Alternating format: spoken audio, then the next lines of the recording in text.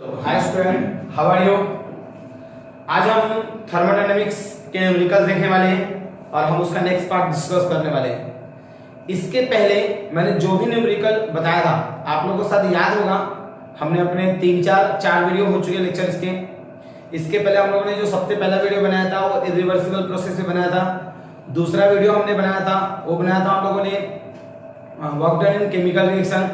तीसरा वीडियो बनाया था हमने डब्ल्यू मैक्स के ऊपर। और चौथा वीडियो जो कि लास्ट लेक्चर में मैंने आपको दिया था वो था आपका फर्स्ट लॉ ऑफ थर्मोडायनेमिक्स। आज भी बिल्कुल सेम वैसे ही न्यूमेरिकल्स है। हमें आज डिस्कस करना है problem based on enthalpy of reaction. कोई केमिकल रिएक्शन दिया रहेगा, उस केमिकल रिएक्शन की हमें एंथैल्पी बतानी पड़ेगी। तो जैसे मान के चलो कोई इस टाइप का रिएक्शन रहेगा, जैसे आपको रहा XA + YB gives ZC + WD दिख रहा है। और हमें इसी केमिकल रिएक्शन का एंथैल्पी निकाल के दिखाना पड़ता है।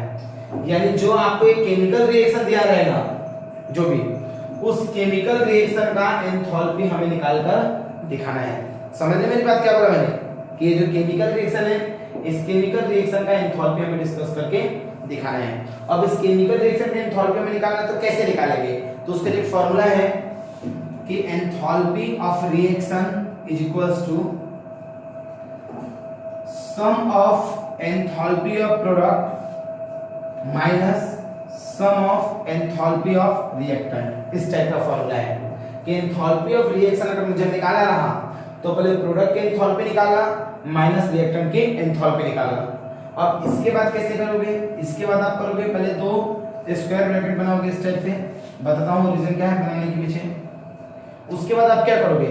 जो प्रोडक्ट साइड में दिया हुआ है वहां पे z जो है वो स्टोइकोमेट्रिक कोएफिशिएंट है, तो क्या हो जाएगा z into enthalpy of C plus ये वाला w into enthalpy of D minus फिर इस साइड वाला x into enthalpy of A,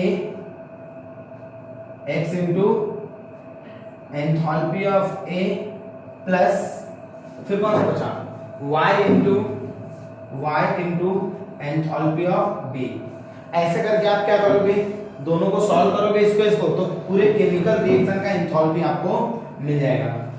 कभी कभी ऐसा होगा, ये एंथैल्पी ऑफ रिएक्शन ले लिया मैंने HR, स्मॉल r से रिप्रेजेंट करो चलेगा। कहीं पे अगर HF दिया हो, HF इस टाइप का, तो समझ लेना कि वो एंथैल्पी ऑफ फॉर्मेशन दिया हुआ है। एंथैल्पी ऑफ फॉर्मेशन दिया हुआ है, समझ रहे मेरी बात। कहीं पे अगर दिया होगा डेल CH तो समझ लेना वो दिया होगा आपका एंथैल्पी ऑफ कंबशन। मैंने इसके पहले ऑलरेडी बताया आपको इस सब चीजों के बारे में। जब हम लोगों ने एंथैल्पी ऑफ फिजिकल चेंजेस देखा था थ्योरी में, तो मैंने ये न्यूमेरिकल आपको डिस्कस करके दिया, ये चीजें मैंने डिस्कस करके दिया था। तो जल्दी से फार्मूला नोट कर लो, उसके बाद मैं आगे इसके न्यूमेरिकल सॉल्व करके देता हूं। नोट करो।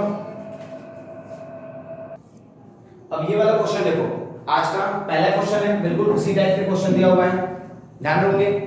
अब क्या दिया? Calculate the standard enthalpy of reaction. यानी ये जो रिएक्शन दिया है हमें, इसका हमें एंथैल्पी निकाल के दिखाना है। तो अगर हमें इसका एंथैल्पी निकाल के दिखाना है तो आपको क्या करना पड़ेगा? पहले डाटा क्या कैलकुलेट करना, पहले आप इसका एंथैल्पी निकालने का, इसका एंथैल्पी निकालना, इसका एंथैल्पी निकालना, इसका एंथैल्पी निकालना, यानी सभी के एंथैल्पी आपको पता होने चाहिए। ऑलरेडी क्वेश्चन में गिवन रहेगा। देखो पहले अपने को CO2 यानी इसका दिया हुआ है, H2O और इसका दिया हुआ है C6H6 यानी इसका दिया हुआ है C2H6 इसका दिया हुआ है। अब हमें सिर्फ O2 का नहीं दिया है, तो एक बात ध्यान रखना कि कोई अगर कंपाउंड फ्री एलिमेंटल स्टेट में है तो उसका एंथैल्पी 0 होता है, उसका एंथैल्पी क्या रहेगा 0, यानी O2 का 0 रहेगा। ठीक है, कोई मेटल हो गया, मेटल का भी 0 रहेगा, जैसे H2 हो गया उसका भी 0 रहेगा, बाद में O2 रहेगा उसका भी 0 रहेगा, F2 रहेगा उसका भी 0 रहेगा। यानी कोई मॉलिक्यूलर अगर अपने स्टेट में है तो मॉलिक्यूलर स्टेट वाले का जो एंथैल्पी होता है वो 0 होता है। ठीक है, क्योंकि उसको फॉर्म करने के लिए जरूरत नहीं पड़ती, इसी वजह से उसकी एंथैल्पी क्या होती है 0 होती है। तो आप क्या करेंगे? सबसे पहले लिखेंगे रिक्वायर्ड, पहले लिखेंगे required chemical reaction. Chemical reaction, तो हर बार जब भी क्वेश्चन सॉल्व करेंगे पहले लिखेंगे रिक्वायर्ड केमिकल रिएक्शन। अब केमिकल रिएक्शन ये वाला है, सो 2 molecule of C2H6 in gaseous state plus 7O2 in gaseous state gives 4 CO2 in gaseous state plus 6 H2O in liquid state। और इसी रिएक्शन का मुझे एंथैल्पी निकाल के दिखाना है, ठीक है। अब मुझे क्या पता होना चाहिए, ये जितने भी गिवन है ना मैं एक के नीचे एक पूरा लिखूंगा, एक के नीचे एक लिखूंगा। फिलहाल मैं नहीं लिख रहा हूं, मैं स्पेस की कमी की वजह से, लेकिन जब आप पेपर में सॉल्व करोगे तो लिखोगे, ठीक है। अब सॉल्यूशन लिखेंगे delta H equals to sum of enthalpy of product minus sum of enthalpy of reactant, लिखा मैंने। अब मुझे बताओ, पहले मैं रिएक्टेंट की तरफ देखूंगा, ये मेरा रिएक्टेंट हो गया, सॉरी ये प्रोडक्ट हो गया और ये मेरा रिएक्टेंट हो गया। तो पहले प्रोडक्ट साइड के एंथैल्पी निकालूंगा, फिर मैं रिएक्टेंट साइड का एंथैल्पी निकालूंगा। तो प्रोडक्ट साइड के लिए मैं क्या करूंगा, पहले लिखूंगा मैं इसके लिए 4 into enthalpy of CO2 plus 6 into enthalpy of H2O minus, इसको एक ब्रैकेट में डाल दूंगा मैं। फिर अब इस साइड के लिए क्या हो जाएगा, ब्रैकेट में 2 into enthalpy of C2H6 plus इसके बाद लिखेंगे 7 into enthalpy of O2, enthalpy of O2।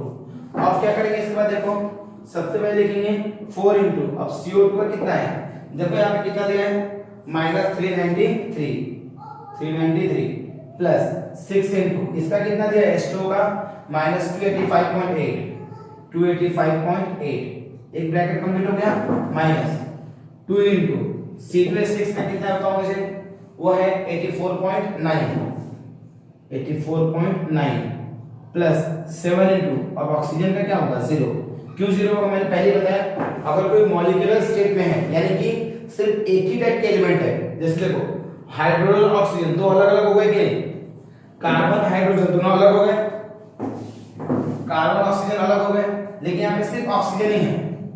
तो ऐसे जो भी कंपाउंड रहेंगे उसका ऑक्सीजन, इसका जो एंथैल्पी रहेगा वो 0 रहेगा। तो अब एक काम करो, आप इसको पहले कैलकुलेट करो, इसको इन दोनों को इंटू करो, फिर इन दोनों को इंटू करो, फिर इन दोनों को इंटू करो और इंटू करके मुझे बताओ क्या है। अब आप अगर इसको सॉल्व करोगे तो आपकी वैल्यू आएगी 3288.8। और ये अगर आप इसको सॉल्व करोगे साइड में लिखो इसको, तो इसकी वैल्यू 169.8।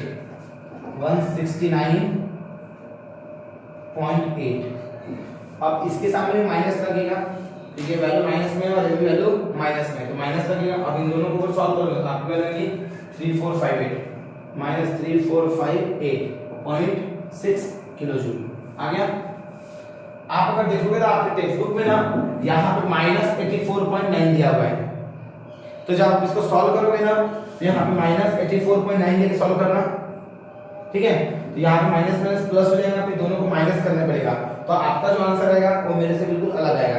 तो आप इसको सॉल्व करना और फिर मुझे कल बताना, ठीक है। चलो नोट कर लो जल्दी से।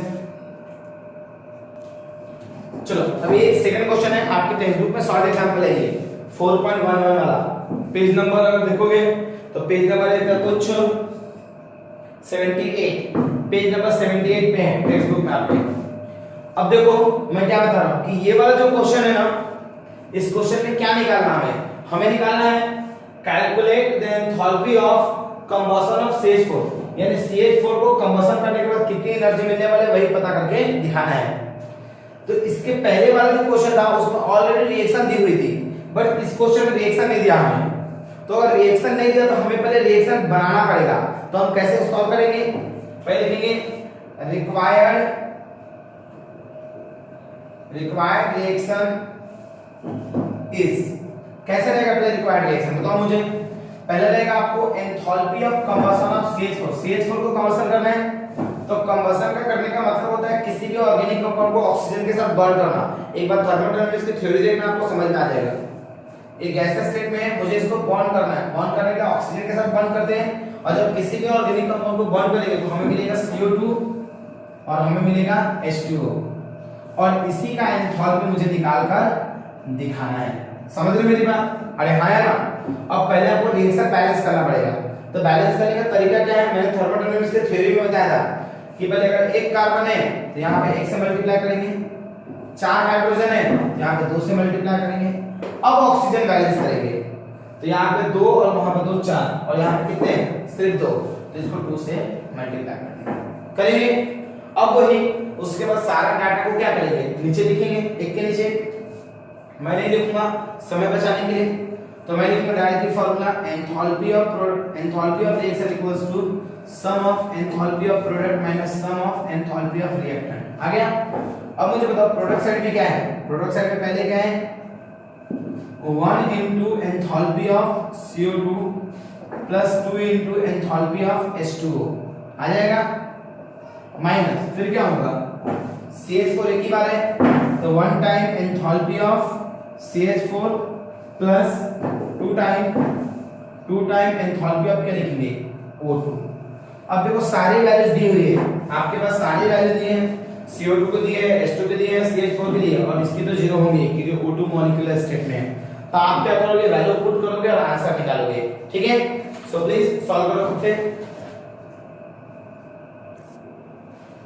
चलो अब ये नेक्स्ट क्वेश्चन है, वो ये आपके टेक्स्ट बुक नहीं है बट बिल्कुल उसी टाइप का क्वेश्चन है। कैसे दिया हुआ है देखो, calculate standard enthalpy of formation of benzene from the following data. तो हमें क्या करना है, पहले लिखेंगे वही सेम तरीके से रिक्वायर्ड रिएक्शन इज, क्या रिक्वायर्ड रिएक्शन बताओ मुझे, C6H6 in liquid state plus 15/2 O2 in gaseous state gives 6 CO2 in gaseous state plus thrice H2O in gaseous state। Sorry liquid state में दिया होगा अपने को ऑलरेडी, और इसका एंथैल्पी दिया हुआ है -3267 किलो जूल। ठीक है, अब हम क्या करेंगे मुझे बताओ, वही फार्मूला हमेशा की तरह delta H equals to sum of enthalpy of product minus sum of enthalpy of reactant. अब बताओ मुझे इसकी वैल्यू मुझे दी हुई है, यानी रिएक्शन के सामने ऑलरेडी एंथैल्पी दी हुई है, इसका मतलब ये कितना दिया हुआ है -3267 equals to enthalpy of product. ये वाला प्रोडक्ट है तो क्या है, हम डायरेक्ट लिखते हैं टाइम पास ना करते हुए, क्या लिखेंगे 6 into enthalpy of CO2 plus 3 into enthalpy of H2O, enthalpy of H2O। ठीक है, 3 into एंथैल्पी ऑफ H2O लिया, बाद में करेंगे माइनस, फिर इसका लिखेंगे क्या हो जाएगा 1 है सामने में तो क्या हो जाएगा, हम लिखेंगे 1 into एंथैल्पी ऑफ क्या लिखेंगे C6H6 plus 15/2 into enthalpy of O2। तुम बोलोगे सर उसका जीरो ही आता था क्यों लिख रहे बार बार, लिखना तो पड़ता ही है। अब आएगा -3267 इक्वल्स टू 6 into, बताओ इसकी वैल्यू क्या है, आप इसकी वैल्यू पुट करोगे 3 into इसकी वैल्यू पुट करोगे फिर इसकी और फिर ये, और ऐसा करके आपको किसकी वैल्यू निकालना है, इसकी वैल्यू निकालना है, ये दिया हुआ नहीं है। तो 6 into CO2 कितना दिया है, CO2 देखो कितना दिया है -393.5 प्लस 3 into H2 कितना दिया है -285.8 माइनस, अब ये नहीं दिया तो हम इसको क्या पकड़ेंगे, हम इसको x पकड़ लेंगे, x + 0 पकड़ लिया। अब क्या होगा सोचो, आप उस टर्म को इधर शिफ्ट करो, इस टर्म को उधर शिफ्ट करो तो क्या हो जाएगा x = टू, अब इसको मल्टीप्लाई करो और इसको मल्टीप्लाई करो, देखो मल्टीप्लाई करके कितना आ रहा है। चलो अगर आपने अभी कैलकुलेट किया है कितना है आंसर, उसका आता है 3218.4। बाद में ये पूरे का आया, इसका और इसका दोनों का, माइनस जब ये उधर जाएगा तो क्या हो जाएगा प्लस हो जाएगा, और ये माइनस का साइन रहेगा तो क्या बनेगा, उसका आंसर कितना आएगा 3267। अब बताओ इन दोनों में बड़ा कौन है, ये या ये, तो इसमें से इसको माइनस करो तो कितना आ रहा है, x = कुछ आएगा 48.6 kilo joule, and this will be the final answer. चलो नोट करो ऐसे। अभी हम यहीं पे आज लेक्चर समय समाप्त करेंगे। इसके बाद क्या करने वाला हूँ, इसी टाइप के सेम क्वेश्चन आपको होमवर्क के लिए मैं सेंड करने वाला हूँ। इसके पहले ऑलरेडी मैंने इसके पहले वाला जो पढ़ाया था टाइप, उसका भी क्वेश्चन होमवर्क में दिया था, तो उसका और इसका दोनों का साथ में दे दूंगा। और ये आप चाहें तो हमारे डिस्क्रिप्शन में इसका PDF रहेगा, आप आराम से इसको डाउनलोड भी कर सकते हो। ठीक है, तो thank you for watching this video.